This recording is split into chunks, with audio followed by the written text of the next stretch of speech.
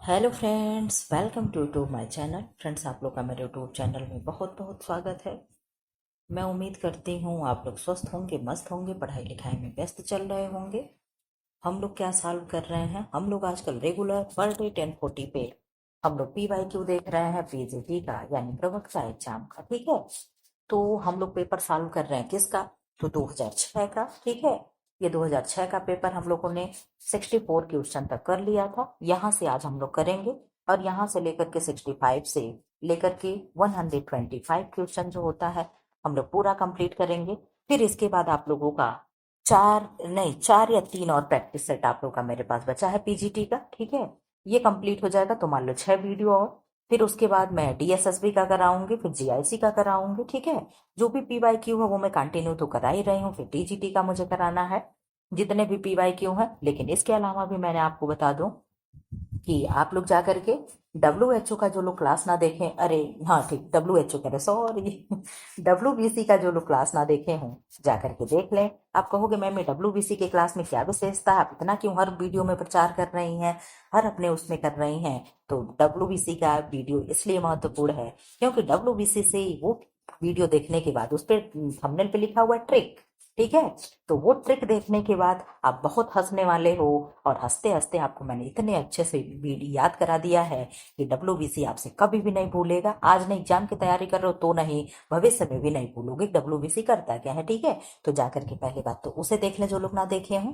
ठीक, फिलहाल आप लोग जान लिए हमें पढ़ना क्या है, हम जान लिए, अब बता दिया आप लोग को हमें पढ़ाना क्या है। ठीक है, इसके बाद आप लोगों का मैं डेट तो अभी नहीं निर्धारित कर रही हूँ। मैं कोशिश करूंगी मंडे, ट्यूसडे, ठीक है, मंडे, ट्यूसडे, वेडनेसडे तक आप लोगों का एक मैराथन भी चल जाएगा। कौन सा मैराथन होगा? Food and nutrition. कौन सा होगा? Food and nutrition. ठीक है, तो आप लोग रेडी रहिएगा।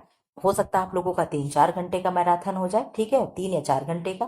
मैं सोच रही हूँ हफ्ते में एक दिन आप लोगों के लिए, मैं सोच रही थी पहले मैं 2 पार्ट 3 पार्ट में करके वीडियो मर्ज करूँ, तो ऐसा मेरे पास कोई वो नहीं है। ठीक है, मर्ज करने में सुनते हैं कभी आवाज गायब हो जाती, कभी कुछ हो जाता, मैंने तो कभी किया नहीं है। ठीक, लेकिन ये हुआ कि अप्रैल में मैंने मैराथन करा था तो मैं एक बार ही शूट कर देती थी 2-2.5 घंटा। लेकिन अब मेरे पास स्कूल भी है, इस समय कोई छुट्टी तो है नहीं, तो मैं देखूंगी रात को हफ्ते में मैं एक दिन आप लोग का मैराथन दे पाऊंगी। पहली बात तो आप लोग ये सुन लो, क्योंकि मैं डेली डेली नहीं जग सकती हूँ। एक दिन मैं जगूंगी रात में तो 3 से 4 घंटे की आप लोग की एक वीडियो शूट करूंगी। मैं केवल 5 मैराथन कराऊंगी, आप लोग सुन लो। पुराने मैराथन से आप लोग RDA जाकर के पढ़ लीजिएगा, अभी बहुत पुराना नहीं हुआ, 2 महीने पुराना हुआ, 3 महीने। ठीक है, तो RDA मैं कराने वाली नहीं हूँ, आप लोग उसी वीडियो से अपना काम चला लीजिएगा। 2 वीडियो RDA कर करके, लेकिन मैराथन में फूड न्यूट्रिशन का लेकर के आप लोगों को आने वाली हूँ। बहुत सी बातें हो गई, ठीक है, बातों में समय ना वेस्ट करते हुए हम लोग अपने क्लास शुरू करते हैं। जो लोग नए हैं और जो लोग पुराने हैं, चैनल को बिना सब्सक्राइब किए चोरी से देख रहे हैं, तो वो क्या कर दें, चैनल को सब्सक्राइब भी कर दें। 1,000 सब्सक्राइबर पूरा होने के बाद हो सकता है 5 सब्सक्राइबर की जगह मैं आप लोगों को कुछ और भी सब्सक्राइब, मैं 5 मैराथन की जगह पे हो सकता है 7-8 मैराथन हो जाए। लेकिन ये तब संख्या बढ़ेगी जब मेरे सब्सक्राइबर 1000 पार कर जाएंगे तब। ठीक है, आपके सामने सारे सब्सक्राइबर दिखते हैं, कोई छुपा तो है नहीं। ठीक है, आज के डेट में जब मैं वीडियो शूट कर रही हूँ, आज कौन सी डेट है? आज जो भी डेट हो, ठीक हो, डेट नहीं मुझे याद आ रहा है, लेकिन आज के डेट में सब्सक्राइबर हैं कितने हैं? 864। ठीक है, तो 864 सब्सक्राइबर हैं। अब आप लोग सोच लेना कितने और बचे हुए हैं? 110, 20, 30 सब्सक्राइबर हैं। जब आप लोग ये कंप्लीट करा दोगे तो मैं आप लोगों से मैं कह रहा हूँ ना 5 मैराथन कराऊंगी। लेकिन अगर आप हमारे 1000 सब्सक्राइबर पूरे करवा दोगे तो हो सकता है मैं 6 से 7, दो मैराथन आप लोगों के लिए मैं बढ़ा सकती हूँ। ठीक है, आप लोगों के ऊपर डिपेंड है मैराथन चाहिए कि नहीं चाहिए। ठीक है, जिन्हें चाहिए वो सब्सक्राइब करेंगे। ठीक, फिलहाल चलो क्लास को शुरू कर दे। आप लोग कहोगे मैम अब यहाँ हुई है सौदेबाजी ठीक तो चलो क्लास शुरू करते हैं। 65 नंबर क्वेश्चन का आंसर दे दो। बहुत आराम आराम से बोलेंगे क्योंकि वीडियो लंबा होने वाला है। ठीक, 6 से 12 वर्ष की अवस्था में बालकों के व्यक्तिगत व्यक्तित्व पर सबसे अधिक प्रभाव पड़ता है माता पिता का, परिवार के अन्य सदस्यों का, संगी साथी का, शिक्षक का। सबसे अधिक प्रभाव किस पे पड़ेगा बालक के व्यक्तित्व पे? वो भी कितने ईयर का है? 6 to 12। तो आंसर आप कर दो कि 6 to 12 है मैम, तो सबसे अधिक अगर प्रभाव पड़ेगा तो संगी साथी का। कैसा? किसका? संगी साथी का। 6 to 12 ईयर की आयु में बालकों के व्यक्तित्व पर सबसे अधिक प्रभाव उनके संगी साथियों व मित्रों का होता है। ऐसा इसलिए क्योंकि इस स्थिति में बालकों में अनुकरण करने की, नकल करने की, अनुकरण करने व नकल करने की गति क्या होती है? तीव्र होती है। इसका आंसर करें 66 का। फटाफट आप लोग आंसर करिएगा। मातृ बाल मृत्यु दर कम करने का उपाय है। ऑप्शन ए यौन शिक्षा का, ऑप्शन बी घर पर प्रसव होना, ऑप्शन सी मातृ एवं शिशु कल्याण सेवा का प्रसार, ऑप्शन डी प्रशिक्षित दाइयों का होना।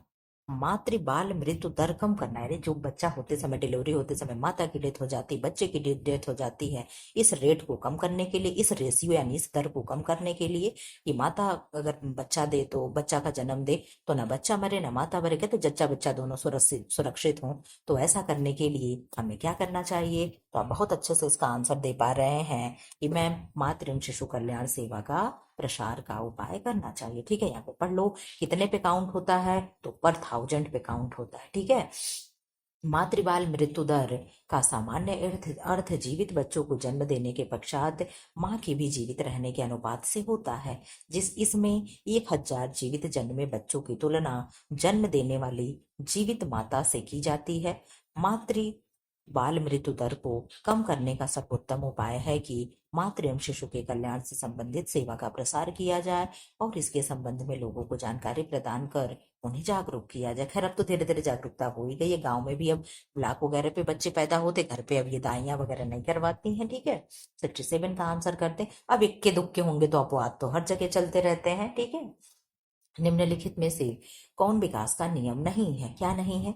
विकास अवस्थाओं की ओर अग्रसर होता है, विकास सामान्य से विशिष्ट की ओर होता है, विकास एक निश्चित क्रम में नहीं होता है, विकास के प्रतिमानों की भविष्यवाणी की जा सकती है। तो आप बहुत अच्छे से आंसर पा गए होंगे कि मैम एक आंसर निगेटिव दिया है और वही निगेटिव वाला आंसर हम कर देंगे और हमारा आंसर निकल जाएगा। क्या कहा? विकास अवस्थाओं की ओर अग्रसर होता है, बिल्कुल होता है। विकास सामान्य से विशिष्ट होता है, पहले बच्चा 1 सीखता है, फिर 2 सीखेगा, फिर 8 सीखेगा, 4 सीखे 8 सीखेगा, 12 सीखे। क्या है?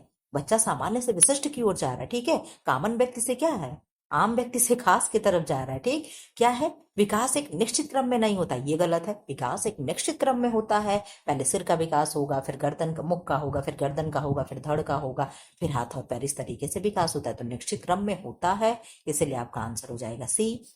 विकास के प्रतिमानों की भविष्यवाणी की जा सकती। कहते हैं ना कि लालने का पैर पालने में ही दिख जाता है। ठीक है, क्या कहते हैं कि हम बता दें, पालने में ही दिख जाता है कि क्या होगा, कितना मतलब क्या आगे चल करके होगा। ठीक है, इस तरीके की चीजें पढ़ लो। सामान्यतः विकास के अंतर्गत एक एक बार देखने में 22 मेरी क्या है, हाँ ठीक है। सामान्यतः विकास के अंतर्गत एक का शारीरिक, मानसिक, मनोवैज्ञानिक और सामाजिक सभी प्रकार के विकास को शामिल किया जाता है। अंतर्गत एक का, यहाँ पे कुछ गड़बड़ लग रहा है ना, विकास के अंतर्गत शारीरिक। चलो ठीक है, विकास के प्रमुख नियम इस प्रकार हैं, वही चीजें दिया है क्या, चलो पढ़ने की जरूरत नहीं। ठीक, 68 का आंसर कर दे। अग्नाशय में पाए जाने वाले एंजाइम्स कौन कौन से हैं? ऑप्शन ए ट्रिप्सिन, ट्रिप्सिन और स्ट्रिप्सिन और ट्रिप्सिन, ऑप्शन बी अमाइलेज तथा लाइपेज, ऑप्शन सी रेनिन तथा पेप्सिन, ऑप्शन डी टाइलिन तथा पेप्सिन। 68 का आंसर कर दे क्या होगा? तो आप आंसर कर रहे हो कि मैम 68 का आंसर हो जाएगा बी अमाइलेज तथा लाइपेज। क्या होगा? अमाइलेज तथा लाइपेज। आप लोग चाहे तो सब बता सकते हो, टाइलिन किस पे वर्क करेगा, पेप्सिन किस पे करेगा, रेनिन किस पे करेगा, अमाइलेज किस पे करेगा, लाइपेज किस पे करेगा। सारी चीजें आप चाहे तो धीरे धीरे कमेंट करके बता सकते हैं। ठीक है, ऐसे ही आप लोग का रिवाइज होगा। आप लोग क्या जानते हो कि एकदम क्वेश्चन पिरो करके ला तो ही होगा। ये अगल बगल की साइड साइड की चीजें जो आप लोगों से मैं पूछती हूँ ना, ये आप लोग का रिवाइज करा देती हूँ। आप लोगों को पता नहीं अच्छा लगता नहीं लगता है, लेकिन हम सोचते जितनी चीजें हो उतना आपका रिवाइज होते चले। ठीक है, फिलहाल मैं तो अपने समझ से अच्छा ही करती हूँ, अगर नहीं अच्छा लगता होगा तो भाई उसके लिए मैं कुछ नहीं कर सकती हूँ। अग्नाशय से स्रावित अग्नाशयी रस में मुख्यतः 5 प्रकार के एंजाइम एमाइले, अग्नाशयी रस के ये 5 प्रकार के एंजाइम है। पहली बात तो आप लोग हेडिंग लगा लो, अग्नाशयी रस, वहां पे नंबर 1 5 होते हैं। नंबर 1 अमाइलेज, ठीक है। Number 2 trypsin, number 3 carboxy peptidase, peptidase या पेप्टिडेस, लाइपेज तथा माल्टेज। ठीक है, इसको आप लोग नोट करके रख लीजिएगा।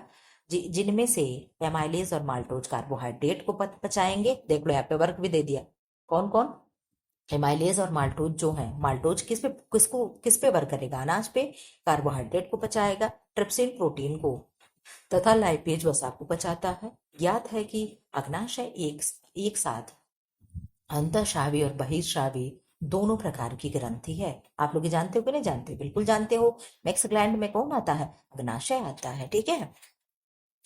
क्वेश्चन नंबर आपका 68 हो गया। अब आंसर करें 69 का।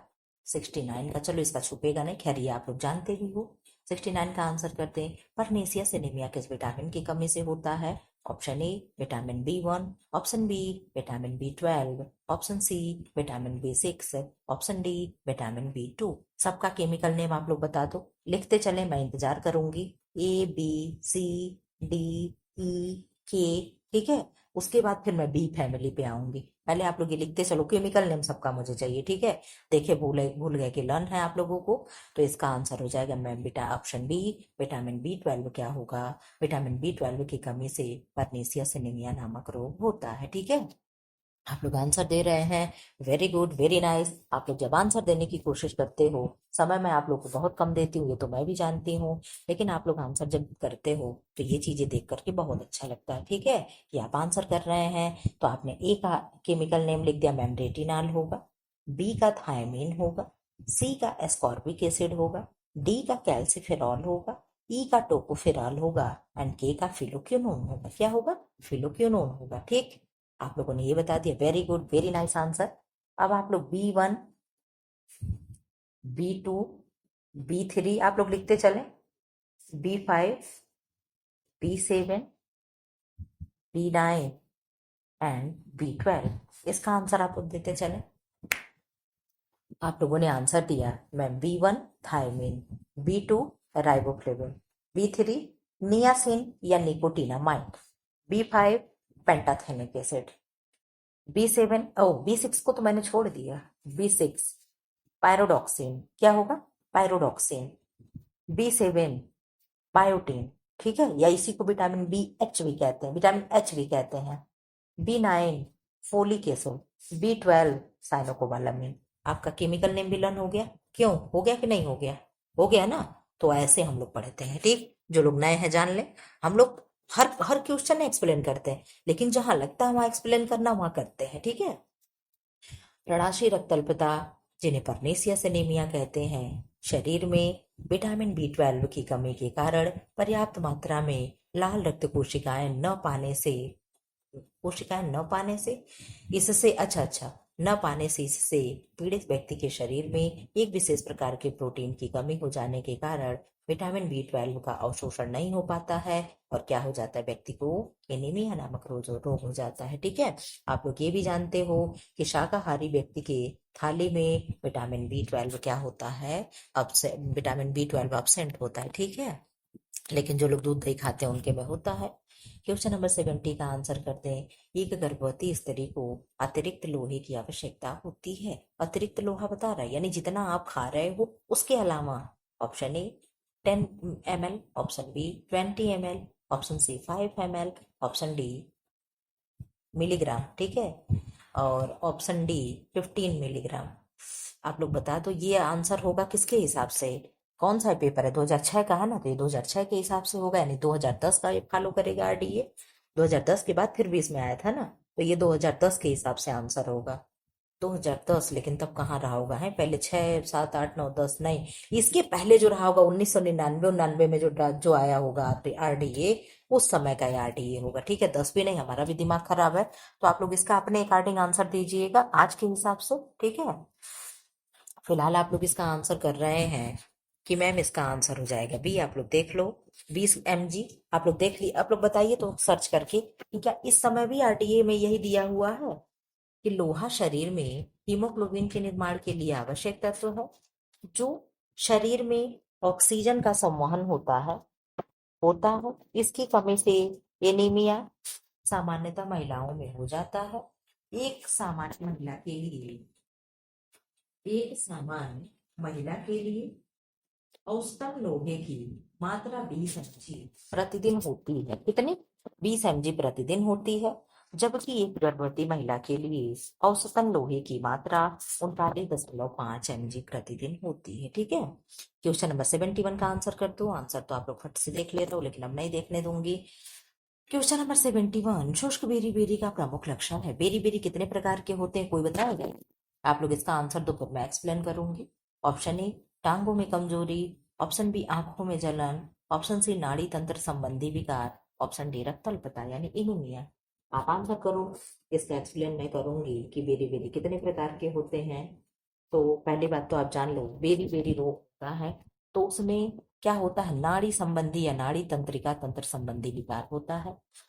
बेरी बेरी तीन प्रकार के होते हैं। कौन कौन प्रकार के? तीन प्रकार के। ड्राई बेरी बेरी, ठीक, वेट बेरी बेरी, और क्या होता है, dry beriberi, wet beriberi, और बाल बेरी बेरी। क्या होगा? बाल बेरी बेरी यानी बच्चे में बेरी बेरी, ठीक है। एक क्या होगा, एक में रोगी फूल जाता है, एक में रोगी सूख जाता है, ठीक है। और एक क्या होता है, बच्चों की बेरी बेरी होती है, ठीक। तो इस तरीके से होता है। मैं पढ़ाऊंगी जब आप लोगों को, जब मैं मैराथन कराऊंगी, ठीक है, तो उसमें मैं ये चीजें करा दूंगी, ठीक है। सारी चीजें मैं अच्छे से करा दूंगी। मैराथन आप लोगों का होगा ही 3 से 4 घंटे का। उसमें मैं कोशिश करूंगी कि जितना भी फूड एंड न्यूट्रिशन से, मतलब जो भी चीजें हो एक्सप्लेन करने के लिए, विटामिन एक्सप्लेन कर दे, कार्बोहाइड्रेट करते हैं, सी एच और प्रोटीन करते हैं, क्या टेस्ट होता है, क्या क्या होता है, कौन सा पूर्ण प्रोटीन, कौन सा, मतलब पढ़ाऊंगी तो मैं सब पढ़ाऊंगी, ठीक है। पूरा आप लोग का एक उठाऊंगी प्रोटीन, पूरा जो भी 10-15 मिनट 20 मिनट लगेगा प्रोटीन एक्सप्लेन कर दूंगी, CHO कर दूंगी, फिर फैट कर दूंगी। इस तरीके से मैं आप लोग का मैराथन कराऊंगी। आप लोग टेंशन फ्री रहो, ठीक है। तो क्या होगा, शुष्क बेरी बेरी मुख्यतः नाड़ी तंत्र संबंधी विकार है जो विटामिन B1 यानी थायमिन की कमी से होता है। इस विटामिन की कमी से तंत्रिका तंत्र और पेशियों का कार्य बिगड़ जाता है, ठीक है। क्वेश्चन नंबर 72 का आंसर कर दो। कौन सा टीका 3 रोगों से शिशु की रक्षा करता है? ऑप्शन ए BCG। जितना भी टीका दिया सबका फुल फॉर्म बता दो, किसको किसको कब लगता है ये भी बता दो, मंथ बता दो, फुल फॉर्म बता दो, सारा आप लोग का HW अभी बता दो तुरंत, CW है, ठीक। तो BCG, DPT, ATS और TAB। तो आप बता रहे हो मैम, जो 3 रोगों से बचाव के लिए टीका लगाते हो वो तो है DPT। DPT का फुल फॉर्म है ma'am diphtheria pertussis tetanus. Very good, very nice answer. BCG कब लगाते हैं? बच्चों को लगाते हैं, जन्म के बाद तुरंत लगाने वाला वैक्सीन ही BCG होता है। वैसिलस कैलमेटिक्यूरिन इसका फुल फॉर्म होता है, ठीक। आप लोग आगे निकल चलो। DPT का टीका भारत सरकार द्वारा जारी अनिवार्य टीकों की सूची में सम्मिलित है। यह 6 माह से कम उम्र के शिशुओं को डिप्थीरिया, काली खांसी यानी पर्ट्यूसिस तथा टिटनेस, 3 प्रमुख घातक रोगों से बचाव के लिए दिया जाता है। ये सारे टीका तो अब आप लोग को रट गए कि नहीं रट गए? अभी मैंने केमिकल नेम लर्न करा दिया, क्वेश्चन भी आ गए, तो चीटिंग हो गई। 73 का आंसर करते हैं। ऑप्शन विटामिन ए का रासायनिक नाम क्या है यानी केमिकल नेम है? Option A tocopherol, option B thiamine, option C retinol, option D ascorbic अम्ल। आप आंसर कर दी क्या होगा विटामिन ए का केमिकल नेम? तो आप कह रहे हो मैम रेटिनॉल जो होगा विटामिन ए का केमिकल नेम होगा। ये टोकोफेरॉल क्या है? तो विटामिन ई है। थायमीन क्या है? विटामिन बी है। एस्कॉर्बिक एसिड क्या है? विटामिन सी है, ठीक है। इस तरीके से आपको बिल्कुल लर्न होना चाहिए, एकदम फटाफट बताते चले। विटामिन ए का रासायनिक नाम रेटिनॉल है। यह एक वसा में घुलनशील तथा जंतुओं की यकृत में आंतरिक श्लेष्मा की कोशिकाओं में संचित विटामिन है, जिसकी कमी से रतौंधी एवं जीरोप्थेल्मिया नामक रोग होता है। केवल रतौंधी नहीं होता है, आप लोग इसका भी ट्रिक जान लो। RGB कंजी करने की रे, जो पुराने बच्चे हैं वो जान रहे होंगे। RGB कंज करने की रे, करने की रे, ये क्या है? ये ट्रिक है आंखों की बीमारी का।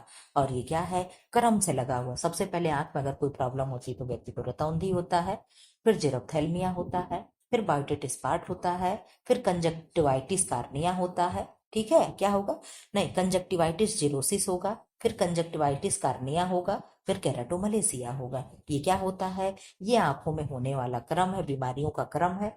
प्रश्न देता है, अक्सर पूछ लेता है कि क्रम लगाएं। तो जब क्रम लगाने के लिए कहेगा तो आप ये मेरा ट्रिक एक बार पढ़िएगा और वहीं साइड में ऐसे लिख करके रख दीजिएगा, और फटाफट आप क्रम लगा करके आंसर अपना सही करके 4 नंबर लेकर के चले आइएगा, ठीक है। उस समय आपको ये ट्रिक याद आएगा और आप फटाफट एकदम सीरियल से लगा लोगे कि मैम रतौंधी शुरुआत में होता है और लास्ट में कैरेटोमलेशिया होता है, ठीक है। इस तरीके से क्वेश्चन करते हैं। यहाँ पे एक प्रश्न दिया है कि ये विटामिन वसा में घुलनशील होते हैं, तो अब यहाँ पे आप लोग रिवाइज कर लो कि फैट सोलुबल विटामिन कौन से होते हैं और वाटर सोलुबल विटामिन का फटाफट आंसर करें।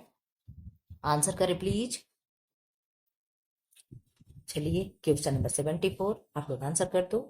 दूध में किस पौष्टिक तत्व का अभाव होता है? ऑप्शन ए लौह तत्व, option B calcium, option C vitamin A, option D में से कोई नहीं। तो दूध में किस तत्व का अभाव होगा? तो आप कहोगे मैम दूध में आयरन और विटामिन सी का अभाव होता है। किसका? आयरन और विटामिन सी का क्या होता है? अभाव होता है। तो very good, very nice answer आप लोगों ने बता दिया। फैट और वाटर सोल्यूबल विटामिन का आप लोगों ने नाम बता दिया। ठीक है, आप लोग बहुत अच्छा आंसर करते हो। आप लोग ऐसे ईमानदारी से मेहनत करते रहो, आप लोग की मेहनत एक दिन जरूर रंग लाएगी। ठीक है, 2026 में आप लोग एक एक किलो मिठाई लेकर के मेरे घर आना, सबको मैं पता दूंगी। ठीक, नौकरी पहले पालो। दूध एक अपारदर्शी द्रव्य है। ठीक, क्या है? अपारदर्शी है। आर पार आप दूध के नहीं देख सकते हो। ठीक है, जिसमें 85% जल तथा शेष भाग में खनिज तथा वसा होता है। दूध में प्रोटीन कैल्शियम, आगे और एक्सप्लेन है। ठीक है, protein calcium vitamin A thiamine magnesium potassium आदि तत्व पाए जाते हैं, जबकि लोहा अनुपस्थित होता है। ठीक है, यहाँ बता दीजिए 75 दालों में किस अमीनो अम्ल का अभाव होता है? Option A lysine, option B methionine, option C leucine, option D में से कोई नहीं। आप बताते आंसर क्या होगा? तो आप कहोगे मैम दालों में मिथ्योनिन का क्या होगा? अभाव होगा। तो ये मिथ्योनिन पाया कहाँ जाएगा? तो आप कहोगे मैम दाल और चावल इसीलिए मिला करके खाने के लिए कहा जाता है, जो चीजें दाल में होता है वो अनाजों में नहीं होता, सीरियल्स में नहीं होता है, और जो सीरियल्स में होता है वो पल्सेस में नहीं होता है, यानी दाल में होता है। अब ये जो लाइसिन है, ये लाइसिन दाल में होगा तो अनाजों में नहीं होगा। मिथियोनिन अनाजों में है तो दाल में नहीं होगा। इसीलिए कहते हैं ना कि दाल चावल खाने से अच्छा है कि खिचड़ी बना करके खाओ, अच्छे से मिक्स हो जाता है। ठीक है, तो ये सारी चीजें आपको जानकारी होनी चाहिए। मिथियोनिन मानव शरीर में पाया जाने वाला एक आवश्यक अमीनो एसिड है। क्या है? अमीनो एसिड है। मिथियोनिन क्या है? आप लोग यही पढ़ते हो ना कि मैम मेरी फ्रेंड सीमी थी। कौन थी? सीमी थी, और वो गंध देती थी। हमने कहा आपको अगर वो गंध देती है, सफाई से नहीं रहती है, तो आपको उसके साथ नहीं रहना। आपने कहा जी बिल्कुल मैम। आपने कहा, हम लोगों ने मान लिया। तो सीमी क्या है? गंधक युक्त अमीनो एसिड होते हैं। कौन से एसिड है? गंधक युक्त है, यानी सल्फर युक्त अमीनो एसिड है। ठीक है, तो क्या हो गया? सिस्टीन हो गया और मिथियोनिन हो गया। क्या है? ये गंधक युक्त अमीनो एसिड है। ठीक है, ये भी आपका रिवाइज हो गया। यह नए रक्त वाहिकाओं के निर्माण के लिए आवश्यक है, जबकि दलहनी फसलों में इसकी नगण्य मात्रा या अभाव पाया जाता है। ठीक, 76 का आंसर करते हैं। पोषक तत्वों को का धारण अधिक होता है। ऑप्शन ए दबाव द्वारा पकने से, यानी प्रेशर कुकर से, मतलब पूछ रहा है कि किस प्रोसेस द्वारा अगर आप खाना बनाते हो, कुक करते हो, तो उसमें पोषक तत्व अधिक होंगे, मतलब ज्यादा नष्ट नहीं होंगे। भुनने से, बॉइलिंग से, एंड फ्राई करने से, तलने से। तो क्या होगा? 76 का आप आंसर कर रहे हो मैम। बॉयल करने से जो होगा पोषक तत्व अधिक बचा रहेगा। ठीक है, दिए गए विकल्पों में मुझे, चलो इसको पढ़ना नहीं, कोई एक्सप्लेन नहीं है। इसका आंसर करते हैं आप लोग 77 का। चिकित्सीय आहार, चिकित्सीय आहार है। ऑप्शन ए तरल आहार यानी लिक्विड डाइट, ऑप्शन बी मुलायम आहार यानी सॉफ्ट डाइट, ऑप्शन सी सादा आहार, ऑप्शन डी इनमें से सभी। सादा आहार तो इंग्लिश में क्या कहेंगे? Clear diet. क्यों? आप लोग बता दें 77 का क्या होगा? तो आप कह रहे हो मैम इनमें से सभी हो जाएगा। क्या होगा? इनमें से सभी हो जाएगा। ठीक, चिकित्सीय आहार सामान्यतः सादा तरल तथा मुलायम होता है, अर्थात रोगी के रोग के आधार पर खाद्य पदार्थों को सम्मिलित किया जाता है। ठीक, इधर आंसर कर दें। गर्भवती महिला के लिए संतुलित कैलोरी है, यानी जितना भी कैलोरी होगा, जैसे 2600 है, ठीक है, तो उसमें कितना प्लस हो जाएगा? ठीक, option A plus 300, option B plus 500 kilo calorie, option C plus 1000 kilo calorie, option D 1200 kilo calorie. आप आंसर करते क्या होगा 78 का? तो 78 का आप आंसर कर रहे हो कि मैम ये कल भी वही था, आज भी यही है। 300 पर जितना भी होगा, 2600 2800 2500, उसमें 300 प्लस हम ऐड कर देंगे। और ये जो 500 दिया मैम, ये किसके लिए है? तो लैक्टेड वुमेन के लिए है। लैक्टेड वुमेन यानी जो माता बच्चे को दूध पिला रही हो, उनके लिए ये डाटा है। ठीक है, चले आगे बढ़ चले। यहाँ पे देख लें क्या है। भारतीय चिकित्सा अनुसंधान परिषद के अनुसार एक गर्भवती महिला के लिए प्रतिदिन प्लस 300 अतिरिक्त कैलोरी होनी चाहिए। चलो इसको मैं नहीं पढ़ूंगी क्योंकि पुराना है। ठीक, पुराना डाटा पढ़ के क्या फायदा? अगर आज भी ये कैलोरी हो तो आप लोग देख लें। ठीक है, पुरुष में क्या है, स्त्री में क्या है, कितना साधारण कार्य करने वाले, बैठकर कार्य करने वाले, कठिन परिश्रम कार्य करने वाले। तो 42 का आंसर करें 79 का। फुफ्फुसीय धमनी से रक्त में होती है। फुफ्फुसीय धमनी दे रहा है, पाल्मोनरी शब्द लगा है, अब आप लोग समझ लेना। ऑप्शन ए अशुद्ध बहेगा, ऑप्शन बी शुद्ध, ऑप्शन सी कभी शुद्ध कभी अशुद्ध है, ऑप्शन डी में से कोई नहीं। कभी शुद्ध कभी अशुद्ध क्या है? तो आप आंसर कर रहे हो मैम फुफ्फुसीय धमनी में अशुद्ध रक्त बहता है। ऐसे तो धमनी में क्या है, धमनी में शुद्ध रक्त बहता है। लेकिन जब फुफ्फुस लग गया तो हम लोग कह दिए मैम कि वहां उल्टा हो जाता है। ठीक है, मानव में रक्त का परिसंचरण धमनी तथा शिराओं के माध्यम से संपन्न होता है। शिराएं जहां अशुद्ध रक्त को शरीर में हृदय तक लाती हैं, वहीं धमनियां शुद्ध रक्त को हृदय से शरीर में लाती है। ठीक है, इसका आंसर कर दे, यहाँ खत्म नहीं हुआ है। संचारित करती हैं। फुफ्फुस धमनी एकमात्र ऐसी धमनी है जिसमें अशुद्ध रक्त भरा होता है। मैंने आप लोगों से कहा ना कि जब धमनी और शिरा, चलो रिवाइज भी करा देते हैं। अगर केवल धमनी लगा है, ये फुफ्फुस को आप भूल जाओ। ठीक है, केवल धमनी लगा है तब क्या होगा, तब तो होगा कि ब्लड क्या हो जाएगा, शुद्ध हो जाएगा। ब्लड क्या होगा, शुद्ध हो जाएगा। और अगर शिरा लिखा है, केवल ये पाल्मोनरी ना हो, फुफ्फुस ना हो, केवल शिरा लिखा हो, तो क्या हो जाएगा, अशुद्ध हो जाएगा। अशुद्ध का अशुद्ध हो जाएगा। ठीक है, लेकिन अगर फुफ्फुस लिखा हो तो दोनों का काम बदल जाएगा। फुफ्फुस धमनी होगी तो अशुद्ध हो जाएगा, फुफ्फुस शिरा होगा तो क्या हो जाएगा, शुद्ध हो जाएगा। ठीक है, ये क्या होते हैं, ये अपवाद होते हैं। ठीक है, ऐसे कुछ अपवाद पाए जाते हैं। ठीक है, जैसे आप जानते हो जितने भी स्तनधारी होते हैं उनमें क्या होता है, आरबीसी केंद्रक विहीन होता है कि नहीं होता है, डब्ल्यूबीसी केंद्रक युक्त होता है, प्लेटलेट्स भी केंद्रक विहीन होता है। लेकिन लेकिन लेकिन एक सेकेंड, कि यहाँ पे ऊंट और जो लामा होते हैं, ये क्या होते हैं, ये अपवाद होते हैं। इनकी आरबीसी क्या होते हैं, केंद्रक युक्त होते हैं। ठीक है, तो ऐसे कुछ अपवाद पाए जाते हैं। तो इन अपवादों में ही नाम आता है फुफ्फुस धमनी और फुफ्फुस शिरा का। आप लोग भूलोगे नहीं इस चीज को।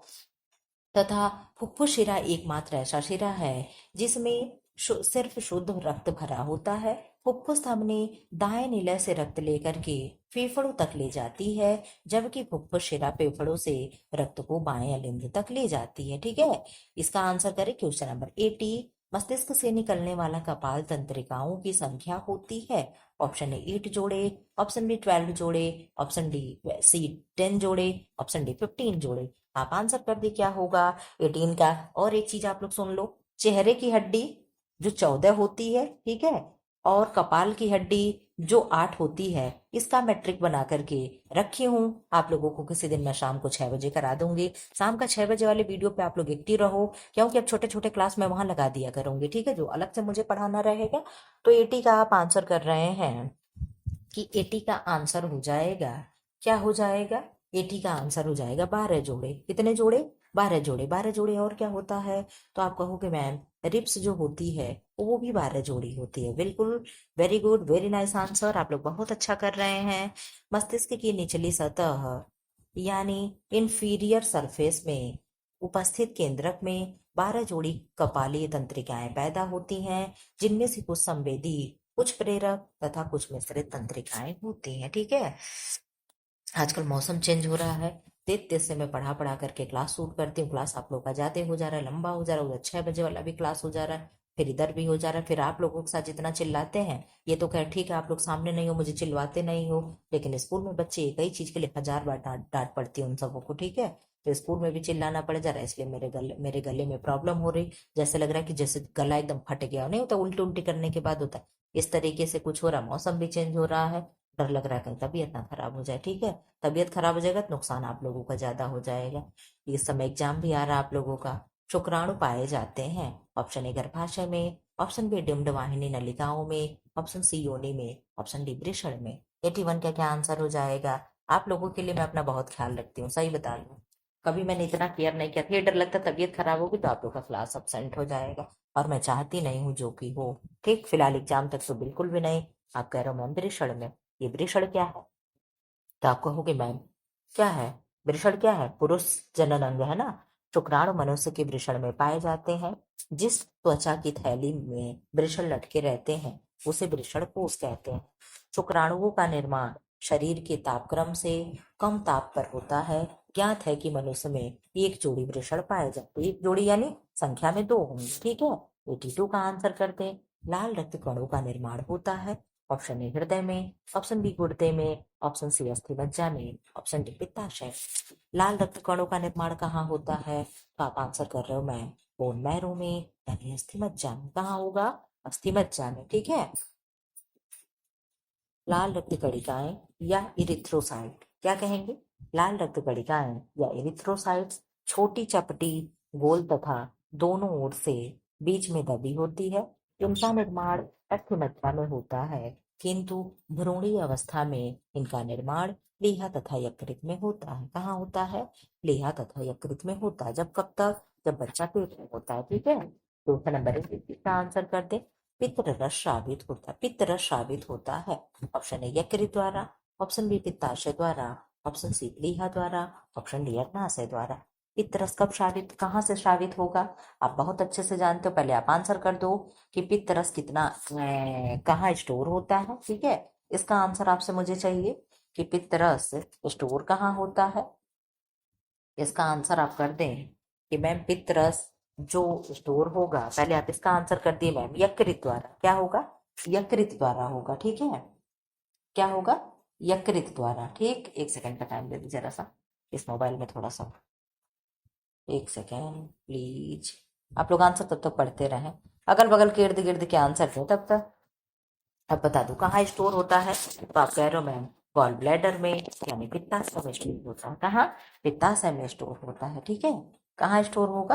पित्ताशय में, यानी गॉल ब्लैडर में। ठीक है, क्या होगा? स्टोर होगा। ठीक, पित्तरस एक हरे पीले रंग का क्षारीय द्रव्य है जो भोजन के अम्लीय माध्यम को क्षारीय बनाता है। पित्तरस क्या करता है? भोजन को अम्लीय माध्यम से क्षारीय बनाता है। ठीक है, इसका श्रावण मानव शरीर की, इसका श्राव मतलब निकल कहाँ से निकलता है? मानव शरीर की सबसे बड़ी ग्रंथि यकृत में स्थित यकृत कोशिकाओं द्वारा होता है। ठीक है, क्वेश्चन नंबर 84 का आंसर कर दें बाहर।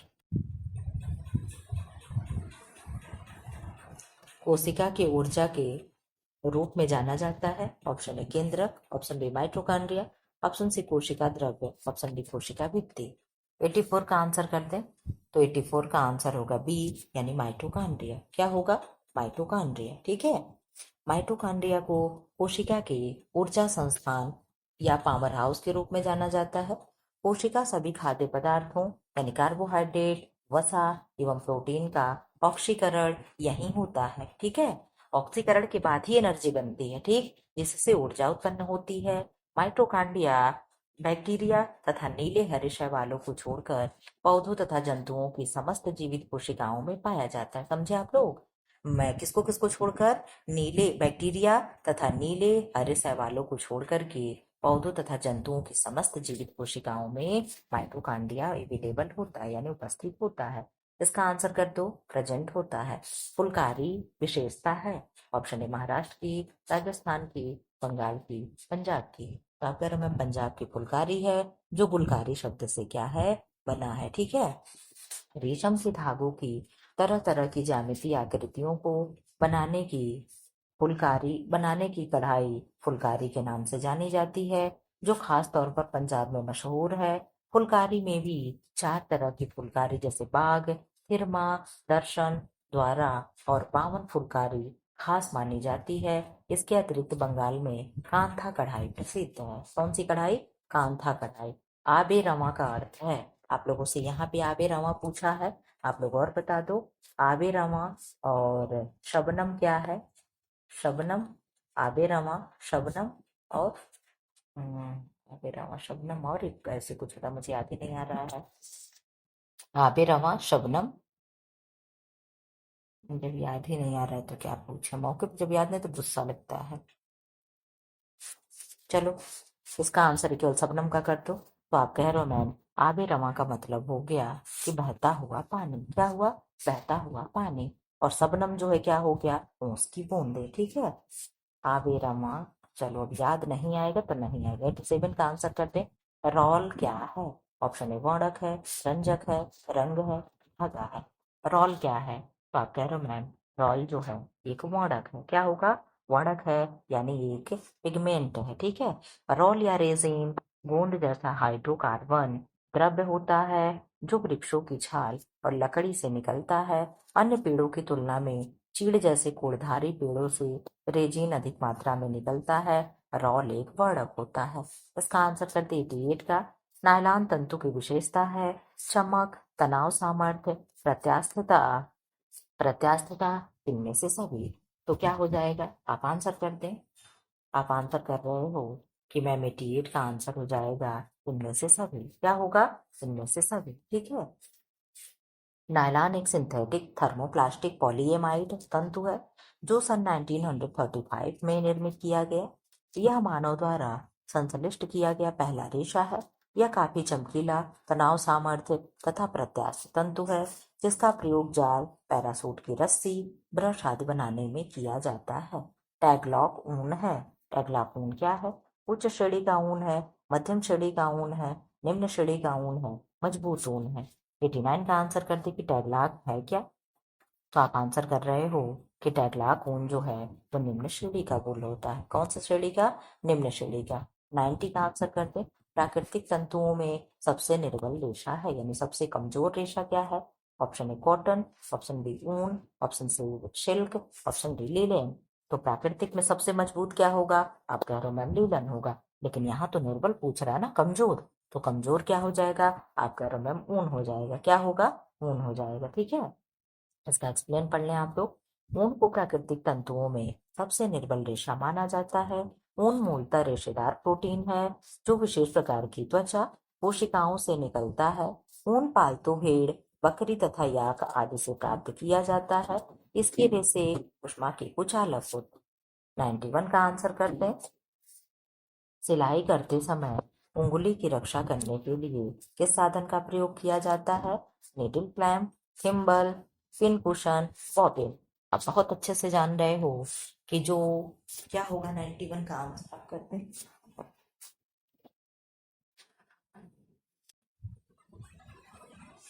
91 का आंसर हो जाएगा बी। क्या होगा? थिम्बल। ये थिम्बल क्या होता है? उंगली में लगा लेते हैं। ये सुरक्षा संबंधी क्या है? उपकरण है। क्या है? सुरक्षा संबंधी क्या है? ओहो सॉरी, एक सेकंड। जब बहुत ज्यादा टच कर दो ना, दबा दो तो हो जाता है। ठीक।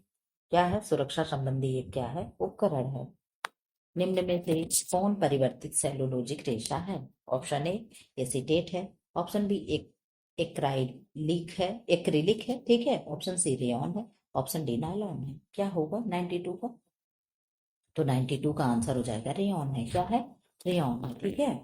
रेयॉन एक परिवर्तित सेलुलोजिक रेशा है। रेयॉन सेलुलोज कागज की लुगदी या काष्ठ को ठंडे सोडियम हाइड्रोक्साइड तथा कार्बन डाइसल्फाइड से उपचारित कर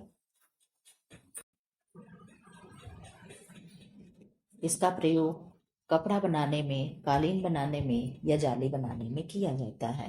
क्वेश्चन नंबर 93 का आंसर कर दें। 93 क्या होगा?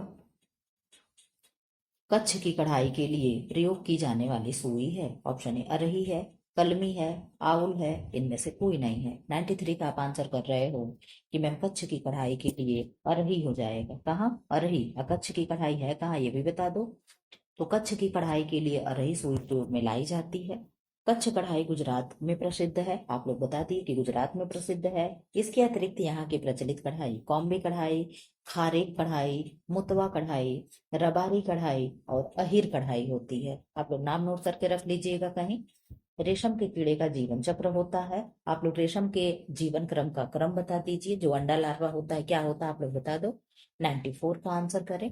रेशम के कीड़े का जीवन चक्र होता है लगभग, ऑप्शन ए 24 से 30 डेज, ऑप्शन बी 37 से 63 डेज, ऑप्शन सी 71 से 82 डेज, ऑप्शन डी 90 से 120 डेज। आप आंसर कर रहे हैं कि मैम इसका आंसर हो जाएगा 94 का बी 37 से 63 दिन। ये क्या होता है? शिल्प के वार्म का जीवन चक्र में या लाइफ होती है। ठीक है, यानी लाइफ होती है। और क्या मैंने पूछा, क्रम पूछा, तो आप लोगों ने आंसर कर दिया मैम। अंडा, लार्वा, प्यूपा, कीड़ा। क्या होगा? अंडा, लार्वा, प्यूपा, कीड़ा। ठीक है। आप लोग बहुत अच्छा आंसर करते हैं। आप लोगों के आंसर को देख करके ये लगता है कि हाँ आप लोग पढ़ाई करते हैं। ठीक है। कभी कभी आप लोग बदमाशी भी करते हैं, पढ़ते बहुत कम है, आंसर उल्टा सीधा दे देते हैं, ध्यान से पढ़ते नहीं है। रेशम के कीड़े का जीवन चक्र लगभग 37 से 63 दिनों का होता है। रेशम एक कीट वर्ग का प्राणी है जिसका वैज्ञानिक नाम बॉम्बेक्स मोरी है। अपने छोटे से जीवन काल में यह शहतूत की पत्तियों पर 300 से 400 अंडों का अंडारोपण कर देता है। समझे आप लोग? प्रत्येक अंडे से लगभग 10 दिन में एक नन्हा मादा कीट लार्वा निकलता है। 30 से 40 दिन में सक्रिय वृद्धि के फलस्वरूप लार्वा गोल मटोल हो जाता है। तत्पश्चात 2 से 3 दिन तक अपना सिर इधर उधर हिलाकर अपने चारों ओर लार ग्रंथियों की सहायता से कोकून का निर्माण कर लेता है। वायु के संपर्क में आकर यही कोकून सोखकर रेशमी धागा बन जाता है। 95 का आंसर कर दे। सिंधी कढ़ाई का दूसरा नाम है ऑप्शन ए तिरोपा, मुर्री, कशीदा और दसूती। दसूती या इसी को दुसूती भी कहते हैं। तो सिंधी कढ़ाई का दूसरा नाम क्या है? तो आप कह रहे हो मैम दुसूती है। क्या है? दुसूती है। ठीक है, सिंधी कढ़ाई का दूसरा नाम दुसूती कढ़ाई है। सिंधी कढ़ाई सजावट के लिए वस्त्रों पर करते हैं। यह केवल हाथ से की जाती है। यह लेडीज कुर्ते तथा कमीज पर की जाती है। ठीक है, 96 का आंसर करते। कश्मीर किस कढ़ाई के लिए प्रसिद्ध है? Option A kashida, option B chikankari, option C phulkari, option D kantha. ये जितने भी चारों एम्ब्रॉयडरी हैं सबका नाम बताओ कहाँ कहाँ का है, जगह का नाम आप बताइए आपका। अभी तुरंत आप कमेंट बॉक्स में कमेंट करिए। फिलहाल इसका आंसर हो गया कि मैम कश्मीर की जो कढ़ाई है वो कशीदा है, कशीदाकारी होती है। फुलकारी जो है वो पंजाब की होती है। चिकनकारी जो है उत्तर प्रदेश की है। उत्तर प्रदेश में भी कहाँ की? लखनऊ की है। कांथा जो है कहाँ की है? आप लोग बता दो। तो कांथा कहाँ की है? वेस्ट बंगाल की है, यानी पश्चिम बंगाल की है। कश्मीर कशीदाकारी कढ़ाई के लिए प्रसिद्ध है। इसके अतिरिक्त यहाँ क्रूल कढ़ाई तथा सोजनी या दोरूखा कढ़ाई भी प्रसिद्ध है। कहाँ का? दोरूखा की शालें बहुत मशहूर हैं। कहाँ की? जम्मू एंड कश्मीर के। ठीक है, आंसर कर दो 97 का। निम्न में से एक शब्द सामग्री है। शब्द मतलब जो सुना जा सके, दृश्य मतलब जो देखा जा सके। ठीक है, तो ये सुनने की बात हो रही है। तो टीवी आप सुनोगे? No ma'am. पोस्टर आप सुनोगे? No ma'am. टेप रिकॉर्डर आप सुनोगे? Yes ma'am. कठपुतली आप सुनोगे? तो कठपुतली क्या होती है? पपेट जो होता है ये दृश्य और शब्द दोनों में आएगा। ठीक है, तो इसको तो हम दोनों ही करेंगे, लेकिन इससे बेस्ट आंसर जब मुझे आप मिल रहा है यहाँ पे तो मैं उसको टच भी नहीं करूंगी। बिल्कुल सही है। तो 97 का आंसर हो जाएगा बी। क्या होगा? बी हो जाएगा। ठीक है, श्रव्य सामग्री से आशय ऐसे उपकरणों से होता है जिसकी सहायता से श्रोता किसी संदेश, सूचना या जानकारी को सुनता व प्राप्त करता है। श्रव्य सामग्री के अंतर्गत रेडियो, टेप रिकॉर्डर, ग्रामोफोन व लिंगुआ फोन इत्यादि आते हैं। गृह विज्ञान प्रसार शिक्षा का क्षेत्र है। ऑप्शन ए व्यापक है, द्विआयामी है, सीमित है, इनमें से कोई नहीं। तो आप आंसर कर रहे हो कि गृह विज्ञान प्रसार शिक्षा का क्षेत्र क्या होता है? व्यापक होता है। क्या होता है? व्यापक होता है। ठीक है, क्या होगा? व्यापक होगा। गृह विज्ञान प्रसार शिक्षा का क्षेत्र अत्यंत ही व्यापक है। प्रसार शिक्षा में गृह विज्ञान प्रसार शिक्षा का वह क्षेत्र है जिसमें गृहिणी सहित कृषक परिवार के सभी लोगों के मस्तिष्क, मन के भाव तथा स्वास्थ्य के पक्ष को उन्नत रूप प्रदान किया जाता है। ठीक है, 99 का आंसर कर दें। वायु में कार्बन मोनोऑक्साइड के असंतुलन से होता है। ऑप्शन ए पक्षाघात, ब्रोंकाइटिस, दिल का दौरा, सिर दर्द। कार्बन मोनोऑक्साइड जब हो जाए, असंतुलन हो जाए, यानी जिसकी मात्रा अगर अधिक हो जाए या कम हो जाए तो क्या होता है? आप कह रहे हो मैम ब्रोंकाइटिस होता है। क्या होगा? ब्रोंकाइटिस होगा। वायु में कार्बन डाई मोनोऑक्साइड के असंतुलन से ब्रोंकाइटिस नामक श्वास संबंधी बीमारी हो जाती है। ब्रोंकाइटिस में श्वास नलिकाएं यानी ब्रोंकाई या मुंह और नाक द्वारा फेफड़ों के बीच के हवा का मार्ग सूज जाता है, जिससे फेफड़ों में हवा और ऑक्सीजन लेने की क्षमता कम हो जाती है। ब्रोंकाइटिस सामान्यतः सूजन, वायरस, जीवाणु, धूम्रपान करने या धूल में सांस लेने से होता है। ठीक है, क्वेश्चन नंबर 100 का आंसर कर दे। क्वेश्चन नंबर 100, वह अंग जिसके द्वारा भ्रूण को माता के रक्त से पोषण पहुंचता है वह है। मैंने आप लोगों से हमेशा कहा है कि माता क्या होती है? माता हमारी पेरेंट्स होती है। ठीक, लेकिन यहाँ क्या दे रहा? वह अंग जिसके द्वारा भ्रूण को, मैंने कहा जब माता देगा, ठीक, तो पहले क्या हो जाएगा? माता क्या है? पेरेंट्स है। तो पेरेंट्स क्या हो जाएंगे? प्लेसेंटा। ठीक है, माता से जब पोषण मिलेगा तो क्या होगा? प्लेसेंटा होगा। लेकिन यहाँ प्लेसेंटा तो नहीं होगा, क्योंकि यहाँ पहले भ्रूण दिया है। भ्रूण को माता के रक्त से पोषण पहुंचता है। तो आप क्या बताओगे? आप आंसर कर दो फटाफट कि आप क्या बताओगे। तो आप आंसर कर रहे हो मैम कि गर्भनाल हो जाएगा। क्या होगा? क्या हो जाएगा आंसर? आप कह रहे हो मैम भ्रूण को माता से रक्त मिल रहा है, वह अंग जिसके द्वारा भ्रूण को माता से, हाँ ठीक है, क्या होगा? भ्रूण को माता से रक्त व पोषण पहुंचता है तो वो कौन सा अंग हो जाएगा? गर्भनाल हो जाएगा। कौन सा? गर्भनाल ही होगा, यानी प्लेसेंटा ही होगा। ठीक है, गर्भनाल द्वारा भ्रूण को माता से, मुझे लगा ना कि पहले वो वाला दिया कि भ्रूण किस उससे माता से जुड़ा होता है। ठीक है, मुझे ये लगा। ठीक, फिलहाल यहाँ सही है।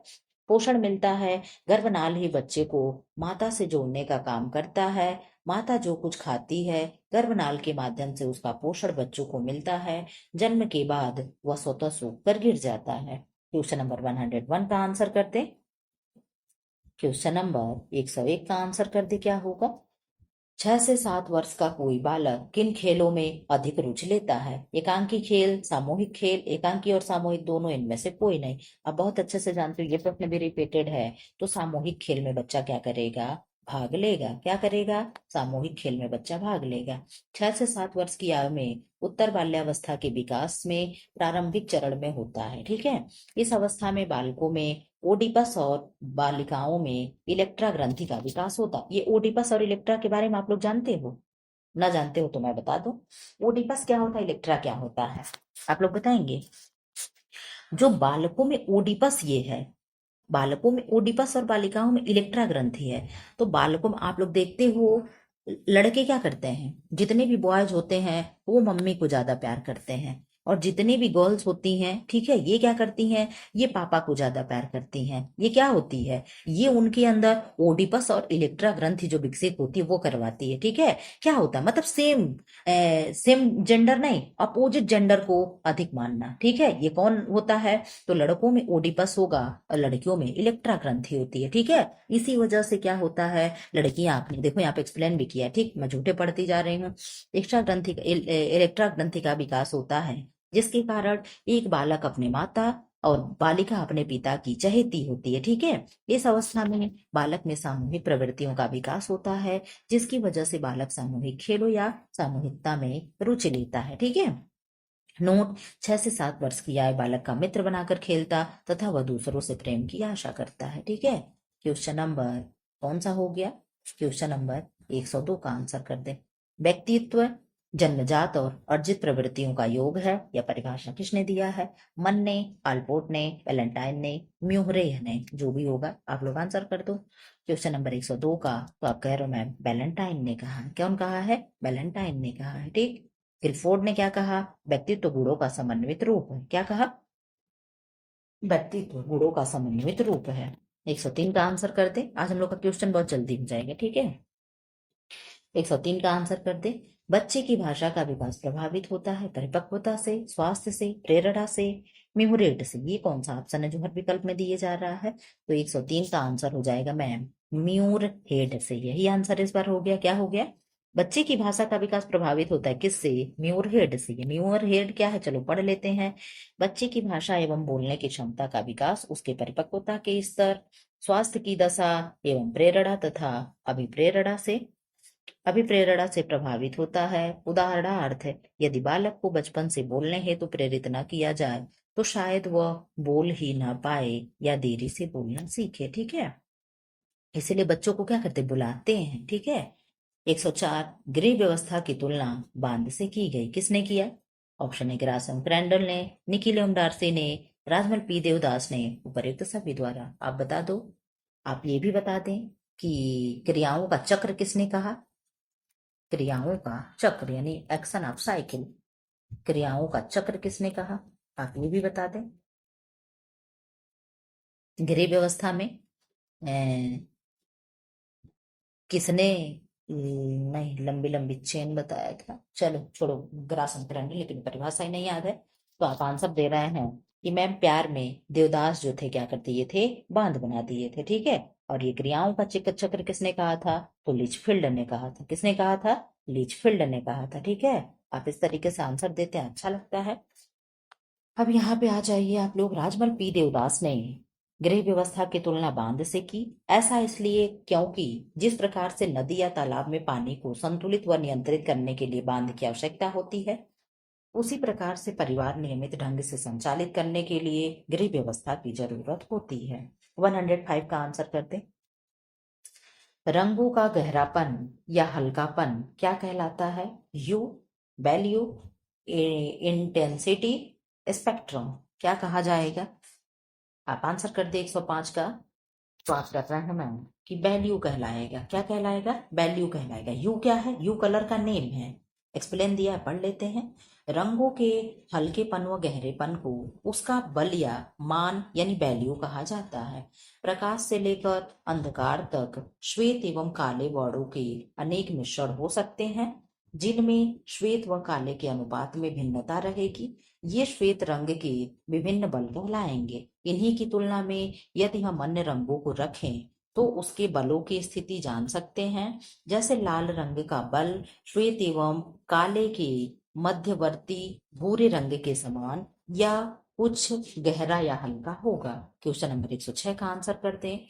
निम्नलिखित में से कौन सा एक ठंडा रंग है? Option A orange, option B red, option C blue, option D yellow. आप बहुत अच्छे से जान रहे हो कि ब्लू हो गया, येलो, ब्लू हो गया और ग्रीन हो गया, ये सारे कलर जो होते हैं क्या होते हैं? कूल कलर होते हैं। कौन से कलर होंगे?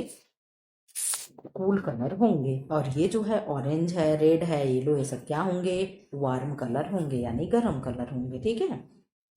प्रकाश युक्तता एवं अक्ष पटल के उत्तेजना के आधार पे, अक्ष मतलब आंख, ठीक है, यानी दृष्टि पटल के उत्तेजना यानी जो उत्तेजित करे लाइट, कुछ वर्णों को उष्ण तथा कुछ शीतल माने गए हैं, यानी कुछ को गर्म रंग कहा गया, कुछ को ठंडा कहा गया है।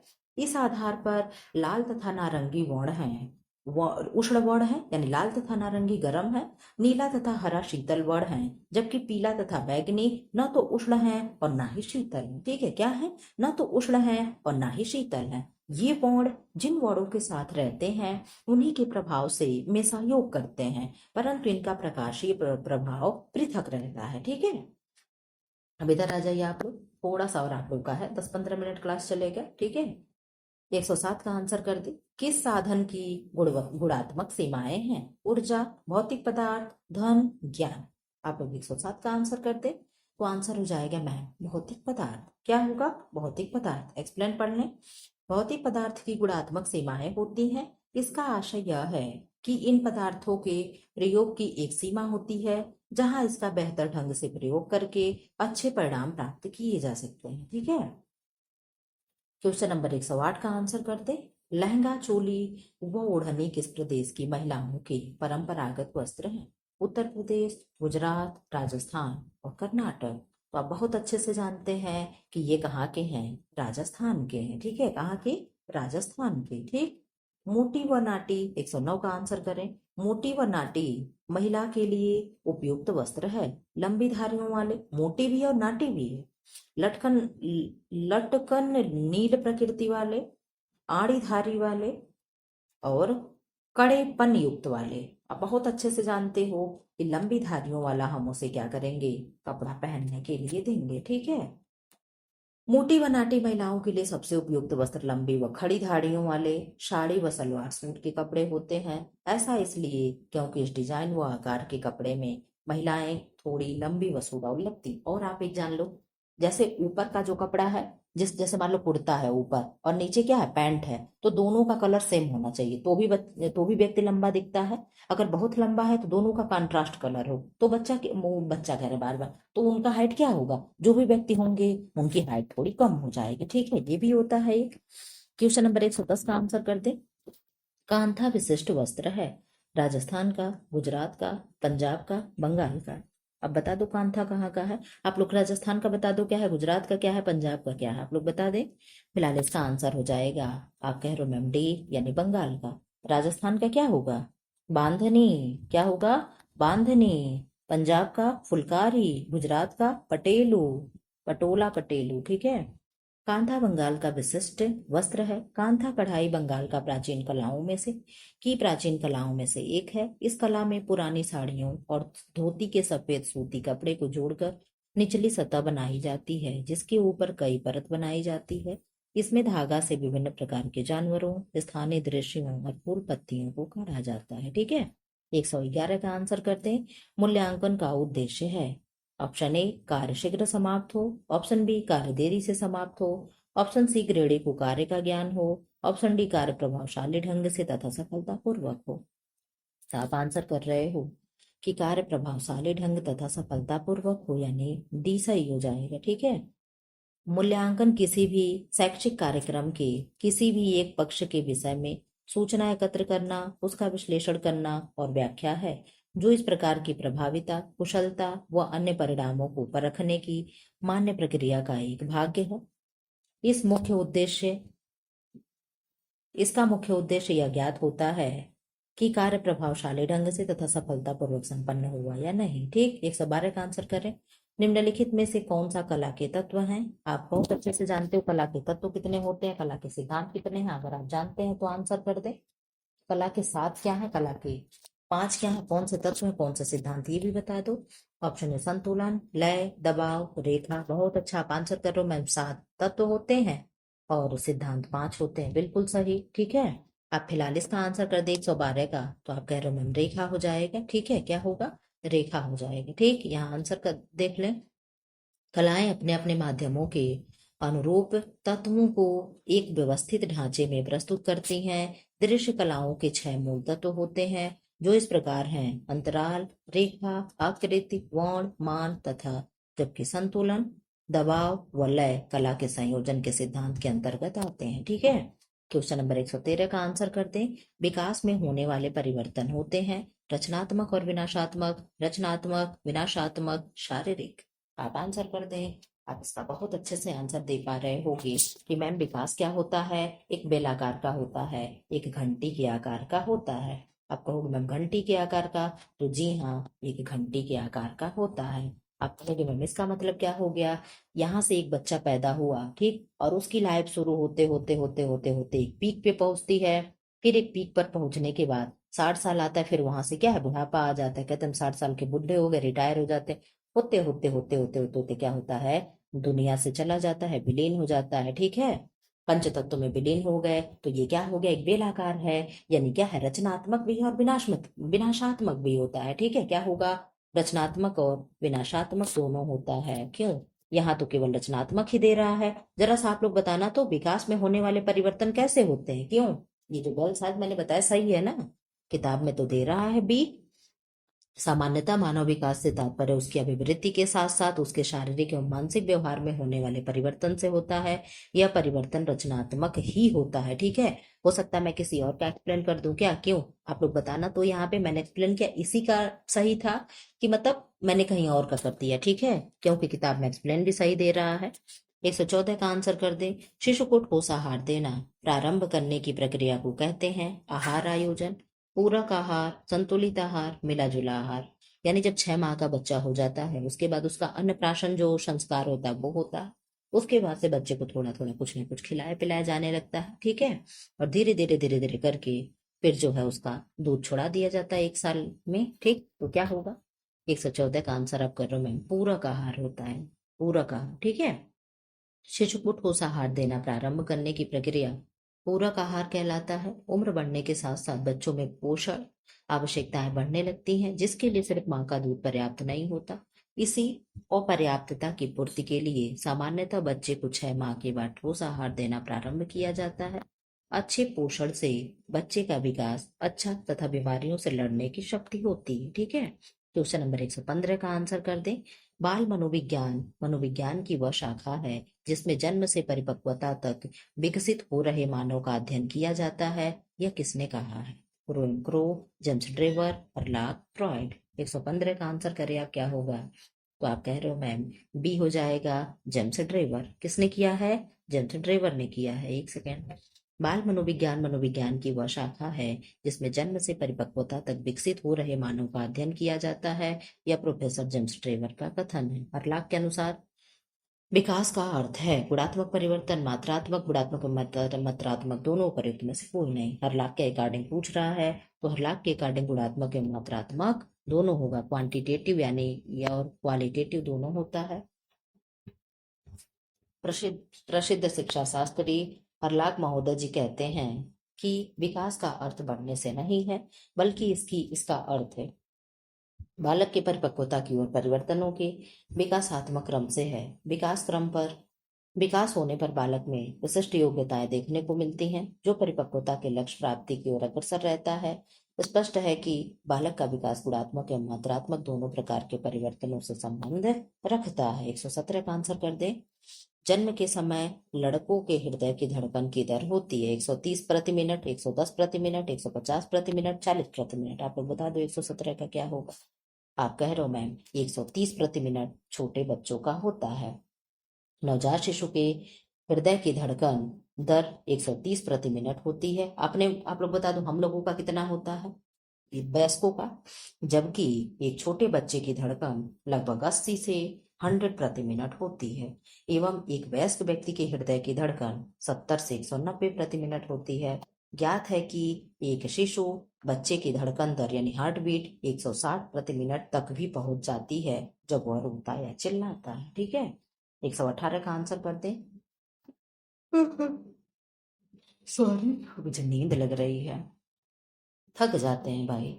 भ्रूण किसकी सहायता से माँ के शरीर से जुड़ा रहता है। अब यहाँ वो प्रश्न आया है जो मैं पूछना चाह रही थी।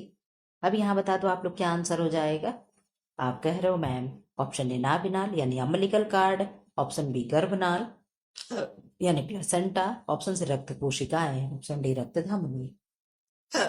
आप बहुत अच्छे से आंसर जान रहे हो कि मैम नाभि किस में होती है, नाभि किसकी कटती है, बच्चे की। नाभिनाल किसकी कटेगी, बच्चे की कटेगी। ठीक है, और गर्भनाल किस में होती है, तो माँ में होती, माँ गर्भवती होती, बच्चा नहीं। ठीक है, इस तरीके से आपको रिलेट करोगे तो प्रश्न कभी नहीं गलत होगा।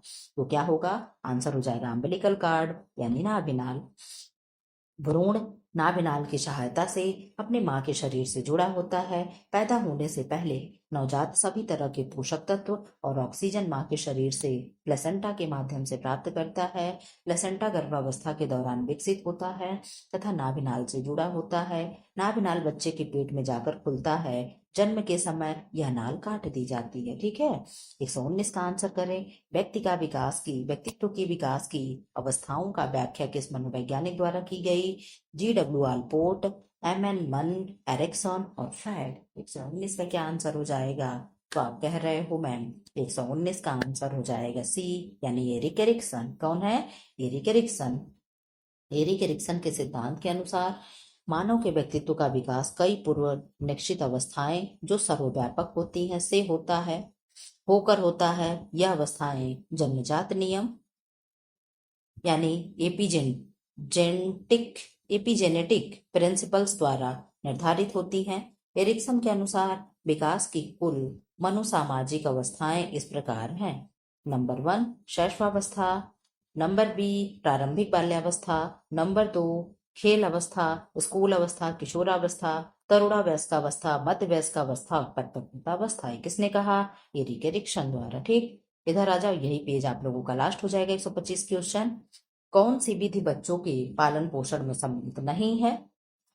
पोषण ग्रहण करना, स्तन्य त्याज, बाल विकास का अध्ययन, मलमूत्र नियंत्रण। आप बहुत अच्छे तरीके से जानते हो कि बाल विकास का अध्ययन यहाँ नहीं होगा। ठीक है, प्रश्न PYQ है, रटा हुआ आप रट डाले हो। बच्चों का शारीरिक और मानसिक जीवन का गठन अभिभावकों या माता पिता पर निर्भर करता है। बच्चों के विकास में अभिभावकों द्वारा किए जाने वाले पालन पोषण की महत्वपूर्ण भूमिका होती है। बच्चों के समुचित पालन पोषण में निम्नलिखित बातों का ध्यान रखा जाता है। कौन कौन से बातों का ध्यान रखेंगे। भोजन एवं पोषण समुचित मात्रा में हो, माता पिता द्वारा स्तन त्याज्य और बाल बच्चों द्वारा मलमूत्र त्याज्य की उचित व्यवस्था हो। एंडोमार्फिक व्यक्ति क्या होते हैं, मैंने आप लोगों से कहा एंडो मतलब अंडा और अंडा मतलब गोल गोल, कैसे गोल गोल। तो जो व्यक्ति नाटे और मोटे होंगे वो कैसे होंगे, छोटे मोटे होंगे, क्या होंगे, गोल गोल होंगे। तो क्या हो जाएगा, छोटे और मोटे। आपको कहीं भी पढ़ने की जरूरत नहीं है। ठीक है, और एक्टोमार्फिक होता है, क्या होता है, एंडोमार्फिक। अभी मैं आप लोग को यहाँ बता ही देती हूँ। चलो, एक क्या शब्द होगा, एंडोमार्फिक, एक क्या होगा, मीसोमार्फिक या मीजोमार्फिक जो भी होगा, और एक क्या होगा, एक्टोमार्फिक। क्या होगा, एक्टोमार्फिक। ठीक, तभी मैं बता रहा हूँ। एंडोमार्फिक जो लोग क्या होते हैं, छोटे और मोटे होते हैं। ठीक, अंडा जैसे गोल गोल होंगे। ठीक है, वो क्या होंगे, एंडोमार्फिक। ठीक है, और एक्टोमार्फिक क्या होंगे, जो लोग पतले और लंबे होंगे। ये दिया है ना, दुबले और लंबे, वो कैसे होते हैं, वो खूब एकदम क्या होंगे, एक्टिव होंगे। क्या होता है, दुबले बच्चे जो पतले होते हैं, लंबे होते हैं, खूब दौड़ते हैं, खूब तेज एकदम एक्टिव होते हैं, उनका शरीर बहुत एक्टिव होता है, बहुत कार्यशील होते हैं। ठीक, तो क्या होगा, एक्टो एक्टो एक्टोमार्फिक। एक्टोमार्फिक कैसे होंगे? खूब एक्टिव होंगे, दुबले पतले होंगे, खूब एक्टिव होंगे, ठीक है। और मीसोमार्फिक जो होता है, आप जानते हो, जो मध्य के लोग होते हैं, ना बहुत लंबे हैं ना बहुत छोटे हैं, ना बहुत दुबले हैं ना बहुत मोटे हैं, ठीक है। तो ये लोग किस में आते हैं? ये लोग मीसोमार्फिक में आते हैं। किसमें? मीसोमार्फिक में। अभी क्वेश्चन कभी आप लोग गलत नहीं करोगे, नहीं ना, कभी नहीं, ठीक है। वैज्ञानिक आधार पर व्यक्तित्व के तीन प्रकार बताए गए हैं: अंतर्मुखी व्यक्तित्व, बहिर्मुखी व्यक्तित्व, मध्यममुखी व्यक्तित्व, ठीक। एंडोमार्फिक या अंतर्मुखी व्यक्तित्व व्यक्ति अपने आप में अधिक रुचि रखते हैं, ठीक है। जो अंडे वाले व्यक्ति होंगे, छोटे मोटे ना, क्या करेंगे, देखो, ये छोटे मोटे गोल व चर्बी युक्त शरीर वाले होते हैं। ये आराम तलब व लोकप्रिय होते हैं, ठीक है। मतलब इनको बिल्कुल आराम तलब, एकदम की बिस्तर पे ला करके खाना दे दो, खिला दो, पानी पिला दो, ऐसे होते हैं, ठीक है। इस व्यक्तित्व में मनुष्य दार्शनिक व विचारक होते हैं, ठीक। ऐसे लोग क्या होंगे? दार्शनिक व विचारक होंगे। 122 का आंसर कर दो। किंडरगार्टन के जन्मदाता कौन है? आप बहुत अच्छे से जानते हो मैम, कौन होंगे? फ्रोबेल होंगे। कौन होंगे? फ्रोबेल होंगे, ठीक है। किंडरगार्टन प्रणाली के जन्मदाता फ्रोबेल महोदय हैं। किंडरगार्टन का अर्थ होता है बच्चों का उद्यान। यह बच्चों का एक छोटा स्कूल होता है जहां बच्चों को चटाई बुनने, मिट्टी की मूर्तियां बनाने, सांस्कृतिक कार्यक्रम व गाने सिखाए जाते हैं। इसमें शिक्षण कार्य अधिकांशतः महिलाओं द्वारा किया जाता है। मॉन्टेसरी विधि के जन्मदाता डॉक्टर मारिया मॉन्टेसरी हैं, ठीक है। यही पेज आप लोगों का लास्ट हो जाएगा। दो क्वेश्चन और है। निम्न में से कौन सा भाषा दोष नहीं है? लिस्पिंग, स्टटरिंग, स्टैमरिंग और पूइंग भाषा दोष नहीं है। तो क्या नहीं है भाषा दोष? आप कह रहे हो मैम, जो पूइंग होगा ये कोई भाषा दोष नहीं है, ये भाषा का क्या है? विकास का क्रम है। पूइंग है, बैबलिंग है, गैस्चर है, ये सब क्या है? यदि बालक अपने स्वर तंत्रों पर नियंत्रण नहीं रख पाए या पाता है तो उसमें भाषा दोष उत्पन्न हो जाते हैं।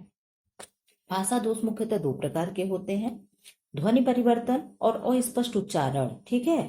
तो भाषा दोष के अंतर्गत लिपसिंग होगा, स्टटरिंग होगा, स्टैमरिंग होगा आदि शामिल किए जाते हैं। 24 का आंसर करते हैं। 124। सेकंड लास्ट क्वेश्चन आप लोगों का है, खुश हो जाओ, आपका वीडियो खत्म होने वाला है, क्लास खत्म होने वाला है। अपरिपक्व जन्म का कारण है सिफिलिस, विषाक्तता, असंतुलित आहार, इनमें से सभी। तो आप इसका भी आंसर जान रहे हो कि मैम इनमें से सभी ही हो जाएगा, ठीक है।